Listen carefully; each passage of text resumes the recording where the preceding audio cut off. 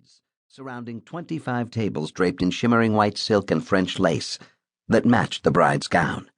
From the center of each table rose a cylindrical glass aquarium of iridescent koi, swimming among submerged orchids. Except for the bridal table, where the drowned flowers were not the only casualty. "Get me the fish wrangler," Barbara barked into her headset. Her shapeless black suit was all shoulders and elbows as she shooed away Eddie Wong, the Annie Leibovitz of wedding photographers, who was snapping pictures of the kamikaze koi.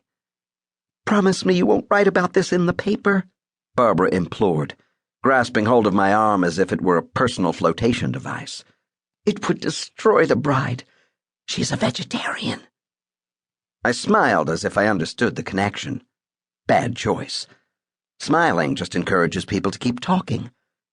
Mimi wanted this day to be perfect, just like her love for Milo. You know she would love him even if he was a ditch digger. But Milo was not a ditch digger. He was a partner in a real estate hedge fund that didn't like having its name in a newspaper.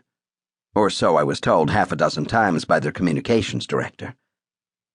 Mimi knew she was destined to be with Milo from the night they met. Barbara continued. They're like Romeo and Juliet, without the suicide. The couple's apothecary-free saga began last summer at a surprise birthday party on a 210-foot yacht anchored in Sag Harbor. The yacht was his, the surprise was hers, and the attraction was immediate. The party ended at about 4 a.m, and she stayed on board for the next 6 weeks. Then she moved into his Park Avenue duplex penthouse. That was the end of Act 1. Act 2 began when she found out there already was a Mrs. Milo, who was giving up the honorific very reluctantly. There were tears, there was packing, and there were canceled reservations in St. Bart's. "Gavin," Barbara purred my name. "No one but you could capture the magic of their story. Are you staying for the midnight balloon drop?"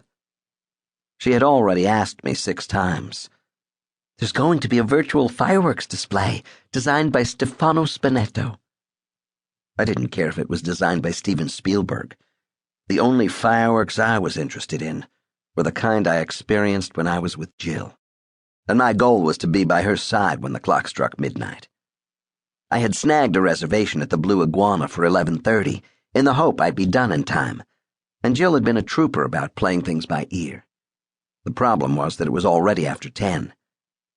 "I'll see," I answered evasively. "But Gavin, it's New Year's Eve." Precisely. I didn't want to spend it watching real estate developers party like it was 2006. I was not going to let work be my only priority. Not this year. I was no longer the 32-year-old who had landed a job at the #1 newspaper in the country. 5 years had gone by in the blink of an eye, or more accurately, in a state of sleep deprivation, since I was working more than 80 hours a week. Gray hairs were sneaking in among my sandy brown ones, and I had made a resolution that things were going to change. This was the year I was going to find someone smart and savvy, someone with a quick wit, a kind heart, and a great smile. Someone like Jill. An advertising account executive with an unlikely predilection for Fellini films. She caught my attention the previous month at a 5K race in Central Park. I ran beside her for the last lap and made a point of letting her beat me. She was charmed. I was stoked. We'd squeezed in only a few dates since then, so spending New Year's together was a leap. Not for mankind, but the reporter in me prefers to look before I leap and line up corroborating sources. "The balloon drop is a symbolic representation of the bride's emotional journey on her wedding day," Barbara persisted without irony. "It's imperative that you see it."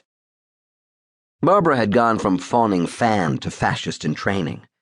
I'd been at the Angel Oren Sands for hours and had interviewed everyone but the restroom attendants. Though the wedding had been called for 7, it was well past 8 when the Episcopal priest started the mysteriously delayed ceremony. An act of God, according to Barbara. Translation: the bride had a ward